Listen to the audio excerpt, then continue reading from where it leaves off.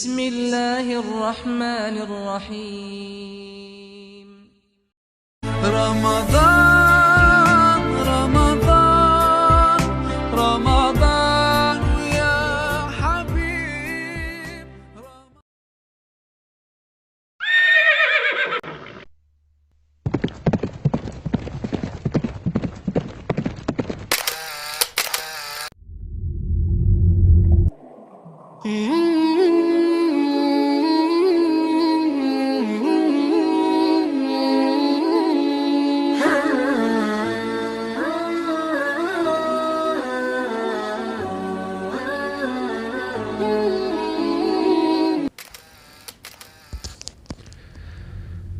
بسم الله الرحمن الرحيم، والصلاة والسلام على رسول الله وعلى آله وصحبه أجمعين وعلى من تبعهم بإحسان إلى يوم الدين.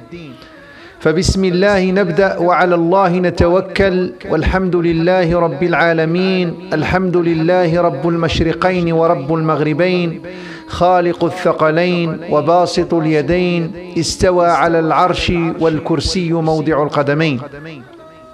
أحبتي في الله، كما وعدتكم فمن خلال الحلقة السابقة أننا سنتكلم على صحابة رسول الله صلى الله عليه وسلم من خلال هذه السلسلة الرمضانية.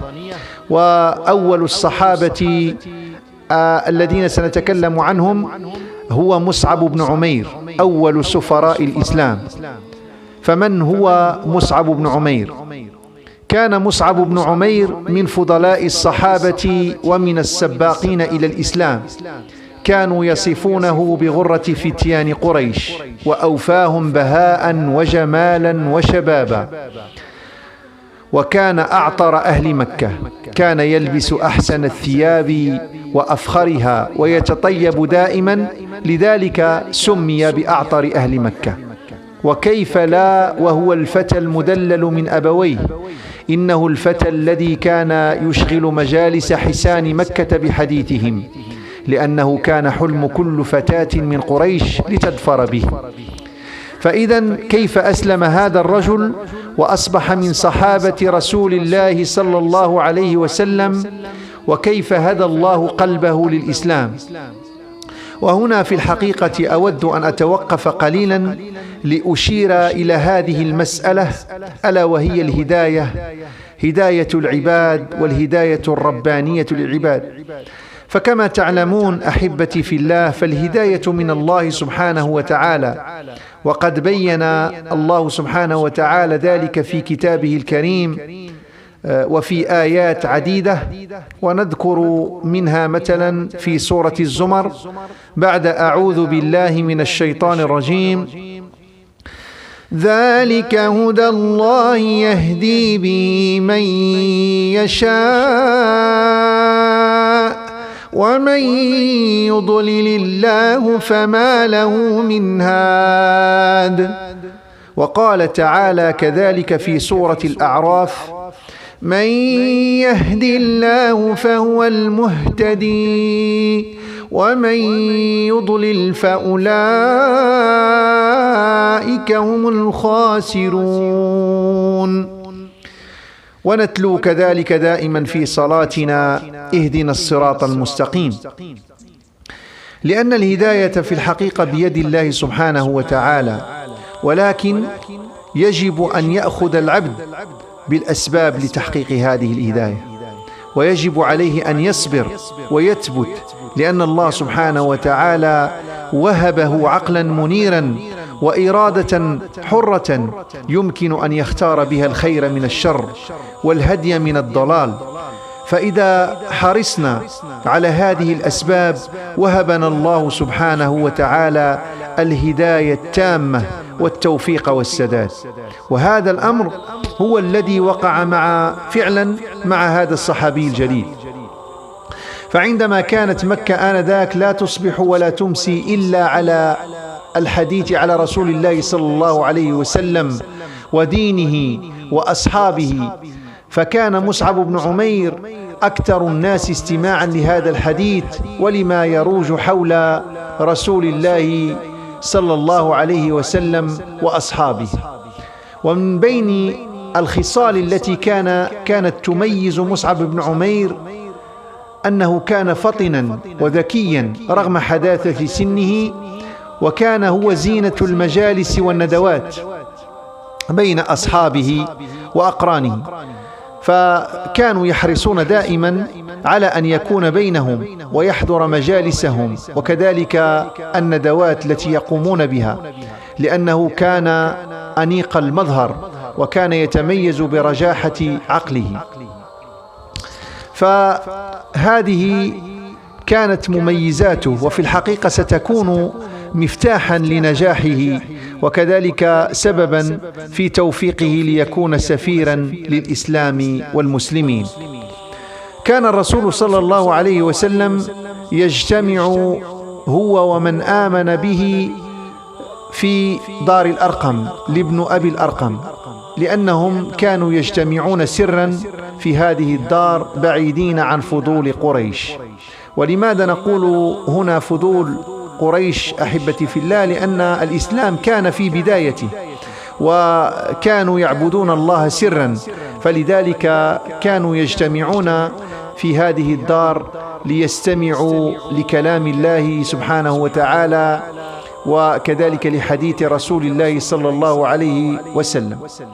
وذات ليلة ذهب مصعب بن عمير إلى دار الأرقم لأنه علم وبخبر اجتماع رسول الله صلى الله عليه وسلم وصحابته في هذه الدار، فذهب إذن وهو كله شوق وشغف لسماع حديث رسولنا الكريم وكذلك لسماع آيات ربنا جل وعلا. فأخذ مصعب بن عمير مكانه بين الحاضرين في هذه الليلة، وهذه الليلة حقيقة كانت غير الليالي، لأن الفؤاد الموعود والقلب المراد هو قلب مصعب بن عمير، القلب المتوهج المتشوق لسماع كلام الله سبحانه وتعالى. فبدأ رسول الله صلى الله عليه وسلم يسمعهم من آيات الله سبحانه وتعالى، فانسابت هذه الآيات من قلب رسولنا الكريم صلوات الله عليه من شفتيه إلى سمع مصعب بن عمير وفؤاده، فكانت الليلة المباركة ليلة الهداية وليلة إسلام مصعب بن عمير. إذن أحبتي في الله سأتوقف بكم عند هذا الحد حتى لا أطيل عليكم، وستكون لنا تكملة لقصة مصعب بن عمير في الحلقة الثانية إن شاء الله تبارك وتعالى.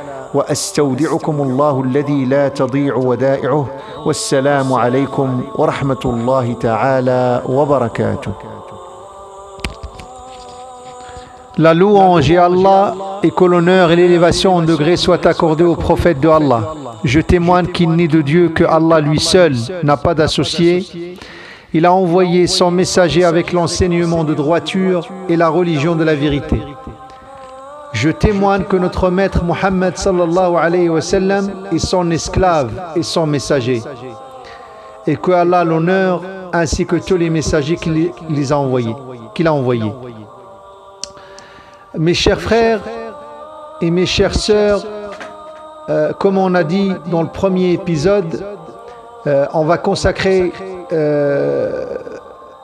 cette série, Inch'Allah, pendant ce mois sacré pour parler des compagnons du prophète sallallahu alayhi wa sallam. Et ce premier épisode, je vais le consacrer pour parler sur un compagnon et aussi sur un ambassadeur de l'islam. C'est Mus'ab ibn Umayr.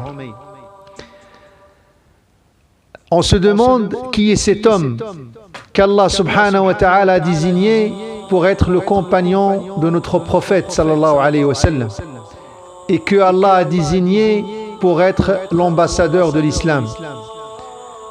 Ce garçon était parmi les plus proches du prophète sallallahu alayhi wa sallam et parmi les premiers qui ont cru au messager du Dieu et en sa prophétie. Mus'ab ibn Umayr était l'un des garçons de Quraysh, mais pas n'importe quel garçon, mes chers frères et mes chères sœurs. Ce qui le caractérisait des garçons de Quraysh, c'était sa splendeur, sa beauté et sa jeunesse. Il avait aussi une autre qualité, c'est que ce garçon aimait beaucoup de parfums. C'est pour ça ils l'ont appelé A'tara Ahli Makkah. Innahu kana min bayni A'tari Ahli Makkah. Lidalika, c'est la raison pour laquelle donc on lui a donné ce surnom-là. Donc c'était parmi les plus parfumés des garçons de la Mecque. Donc, il était aussi le garçon gâté de ses parents. Donc, c'est la raison pour laquelle il avait aussi une belle apparence et il avait aussi cette qualité d'un garçon qui se parfumait beaucoup. C'est la raison pour laquelle il était aussi le sujet important des plus belles femmes de la Mecque pendant le rassemblement. Il ne parlait que de lui. Et évidemment, c'était le cavalier des rêves pour chacune d'elles. Farisu ahlamihin, Mus'ab ibn Umayr. Alors comment Allah subhanahu wa ta'ala va guider ces garçons gâtés et comment il va gagner l'amour de notre prophète sallallahu alayhi wa sallam et comment il va sortir de l'obscurité du polythéisme et l'association à la lumière de la monothéisme et de l'islam. Et on doit s'arrêter, mes chers frères et chères sœurs, ici, parce que c'est un point très important. La guidée, comme vous le savez, vient d'Allah subhanahu wa ta'ala. Et elle est entre les mains d'Allah subhanahu wa ta'ala. Et Dieu Tout-Puissant l'a clairement indiqué et démontré dans son noble livre. Dans Surat Al-Zumar, Surat les groupes, Allah subhanahu wa ta'ala dit: voilà le guide d'Allah par lequel qu'il veut, mais quiconque Allah égare n'a point de guide. Et il a dit également, subhanahu wa ta'ala, dans Surat Al-A'raf, la Surat les murailles: quiconque Allah guide, voilà le bien guidé, et quiconque il égare, voilà le perdant. Donc sans guider, mes chers frères et mes chères sœurs, on est perdu. Avec la guidée, on est dans la miséricorde d'Allah subhanahu wa ta'ala et on est dans son nombre. Et nous le récitons tous les jours dans notre prière, Al-Fatiha. On dit Ihdina as-sirat al-mustaqim. Allah guide-nous sur le droit chemin. Guide-nous sur le droit chemin. Car la guidée, comme on a dit, elle est entre les mains d'Allah de Tout-Puissant. Donc, bayna yaday Allahi subhanahu wa ta'ala. Al-hidayah min Allah subhanahu wa ta'ala. Mais les raisons et les causes qui doivent être prises pour assurer cette guidée, donc on peut citer la patience et la persistance sur le bon droit chemin. Parce que sans patience, rien ne peut être réalisé. Allah le Tout-Puissant nous a donné une lumière, bien sûr, et cette lumière est brillante. C'est notre cerveau et notre pensée qui nous donne en fait la possibilité de différencier et de choisir entre le bien et le mal, et entre la guidée et l'égarement. Donc si nous prenons bien sûr soin de toutes ces causes-là, Allah subhanahu wa ta'ala va nous donner cette guidée. Et on sera plus proche de cette guidée. Donc, c'est pourquoi il faut mettre al-asbab, ittihad al-asbab, asbab, les causes. Donc, et c'est ce qui s'est passé justement avec le compagnon Mus'ab ibn Umayr. Parce que lui va avoir cette guidée-là. Mais pourquoi il va avoir cette guidée-là? On a dit que il avait quand même des qualités très importantes qui étaient aussi parmi les clés de sa réussite et parmi les clés pour entrer dans la religion musulmane. À cette époque et à cette période de l'histoire de notre religion, le sujet d'actualité à la Mecque, c'était le prophète sallallahu alayhi wa sallam et sa religion. et ses compagnons. Tout Quraysh parle de Muhammad sallallahu alayhi wa sallam. Et Mus'ab ibn Umayr était plus à l'écoute de tout ce qui se disait sur notre prophète sallallahu alayhi wa sallam.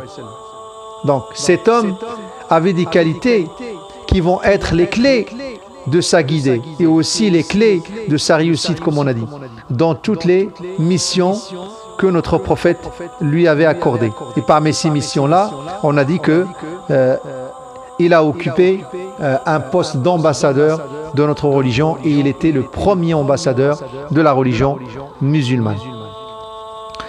Et Mus'ab ibn Umayr était intelligent et malgré son jeune âge, il avait aussi une qualité, c'est qu'il assistait à toutes les réunions de Quraysh et à toutes ses conférences, grâce à sa belle apparence et à son esprit. Donc, l'islam à cette époque-là, c'était dans les premières phases. Et le messager d'Allah sallallahu alayhi wa sallam se réunissait avec ses hommes dans la maison d'Al-Arqam. La maison d'Al-Arqam, Dar Al-Arqam ibn Abi Al-Arqam. Donc ils se réunissaient bien sûr en cachette. Et pourquoi en cachette? Parce qu'on a dit que l'islam il était dans son commencement, c'est le début de l'histoire. Donc pour être loin de la curiosité de Quraysh, donc le prophète sallallahu alayhi wa sallam se réunissait avec les personnes qui ont cru en lui et les premiers qui ont cru à la prophétie de notre prophète sallallahu alayhi wa sallam. Et Mus'ab ibn Umayr a appris que Muhammad sallallahu alayhi wa sallam réunit ses compagnons dans cette maison. Donc il a décidé d'aller écouter les paroles d'Allah subhanahu wa ta'ala et écouter les hadiths de notre prophète sallallahu alayhi wa sallam. Et une nuit, il est allé et il était impatient d'entendre ce que le messager d'Allah dit. Donc, il a pris sa place parmi les personnes présentes et il a commencé à entendre les paroles d'Allah subhanahu wa ta'ala. Ces paroles qui sortaient des lèvres de notre prophète sallallahu alayhi wa sallam pour toucher ce cœur de ce jeune garçon qui est Mus'ab ibn Umayr. Et c'était le commencement et le point de départ pour ce garçon avec notre prophète sallallahu alayhi wa sallam, parce qu'il ne va pas tarder à démontrer son amour envers le prophète sallallahu alayhi wa sallam et montrer aussi son amour envers Allah subhanahu wa ta'ala et envers ses paroles. Donc, et là, mes chers frères et chères sœurs, c'était le point de départ et c'était le commencement de l'islam de Mus'ab ibn Umayr. Donc, comme j'ai dit aux frères en arabe, donc je vais m'arrêter là pour cet épisode et on commencera et on continuera, Inch'Allah, pour le deuxième épisode avec l'histoire de Mus'ab ibn Umayr. Wassalamu alaikum wa rahmatullahi ta'ala wa barakatuh. اللهم من يرى هذا المقطع ومن ساهم فيه ومن أعان على نشره اللهم فاغفر له ذنوبه كبيرها وصغيرها جلها ودقها عظيمها ودقيقها يا رب العالمين.